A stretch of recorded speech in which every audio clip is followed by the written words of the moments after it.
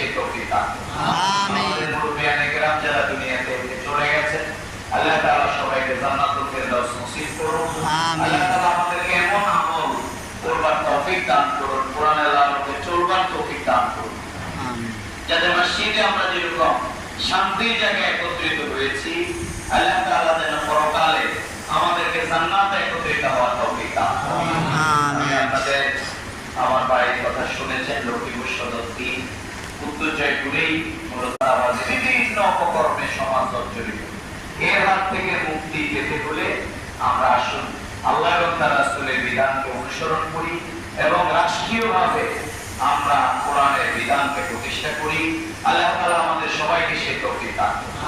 আমাদের মুরব্বিয়ানে কেরাম যারা দুনিয়াতে চলে গেছেন, আল্লাহ তাআলা সবাইকে জান্নাতুল ফেরদাউস নসিব করুন।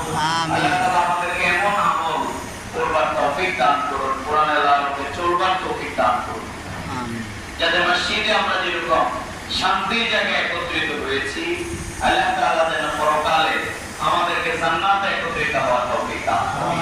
আমি আপনাদের আমার বাড়ির কথা শুনেছেন, লক্ষ্মীপুর সদর ৩ উত্তর জয়পুরেই